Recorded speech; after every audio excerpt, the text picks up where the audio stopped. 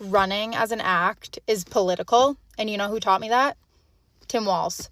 The first thing he told me when I was first getting into it in high school, granted, I don't really do it as much anymore. I go in spurts, but when I was first getting into it in high school, the first thing he told me was that running is a privilege, and being a part of the running community is a privilege that not all people have access to. Whether you do it recreationally or you race a lot or you are, at the elite level, it is a privilege. Whether it be you just having the time to run, access to funds to buy the gear, access to, healthy quality foods that fuel you as you're training and as you're running, access to, a safe, stable situation that allows you to be in a good mental state to be able to run. All of those things are hard to come by. And if you have them and are a part of the running community, that is a privilege. And that, again, was the first thing he taught me. So I don't really understand how platforming and administration that cuts mental health services, cuts, funding and literal shipments to food banks, is entirely hurting the climate, because you can get into running in the climate. That's a whole nother thing. But it's cutting, funds to climate initiatives and actively hurting the planet in that way. Sending people away without due process, villainizing minorities. All of those things are preventing people from getting into the running community, which is what I thought Kate's platform was for.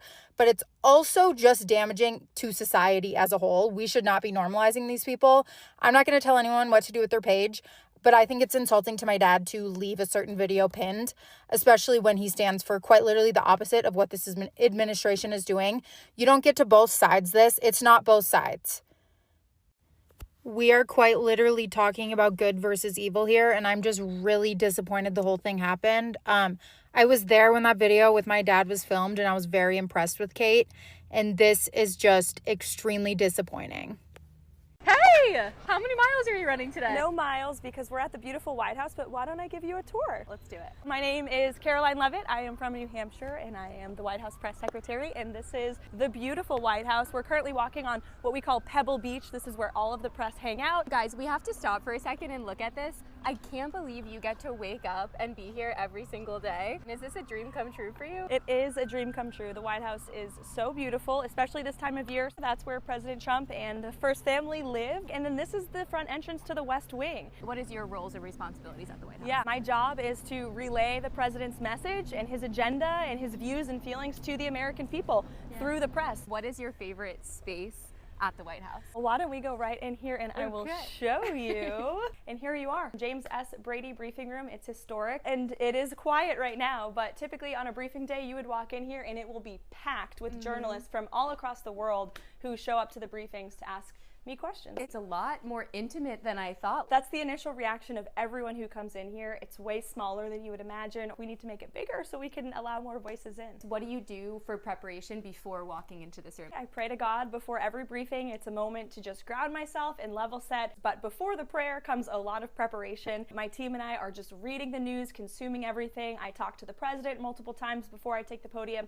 to fully understand what he's thinking and feeling so I can relay it to the public. How far is your office from the Oval Office? Okay. It's just a few steps away if you want to come check it out. So this is the infamous blue door that we walk out of, and this is what we call lower press. This is where my incredible team sits every day. This is Liz, that's Davis, Pat. Nice to meet you. We also have Harrison in here, Anna, and we have Kush, and they are the front lines of the White House press shop. This used to be my seat here when I was an assistant press secretary. Follow You're Kate good. Mackz if you're not already. She's an icon.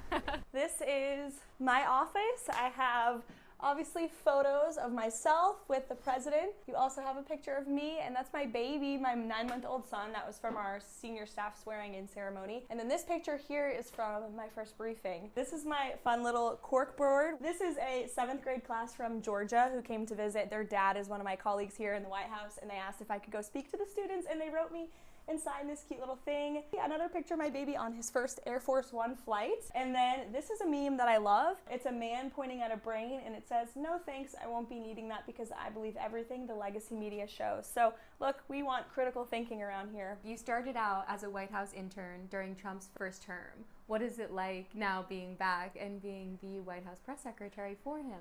It's crazy. I mean, it has totally come completely full circle. Every day when I come into work, I try to remember what a blessing it is to work in this building and to remember the policies we're implementing are truly impacting so many lives. Don't forget, it's the people's house. It belongs to the American taxpayer and the American public. This place is not for the president. It is not for the people that work here. It's for the American people, which is why you see tours almost every single day, because it belongs to all of you. What is a quote or motto that you live by? God is within her. She will not fail. Hi, guys. Look who we ran into 1 week after hanging out with Patrick. We got to get you on the running show. Sure, I'm in. Yeah. We're running and talking at the same time. Yeah. You just never know who you're going to see at the White House. By the way, this is the president's Tesla, which he so generously has told staff that we are allowed to drive if we wish to take it out. I haven't taken him up on the offer, but maybe I will soon. If you guys see Caroline whipping around that red Tesla, Now you know whose it why. is. So we are here in the South Court Auditorium in the Eisenhower Executive Office Building. So why don't we sit down and have an interview? Here we go.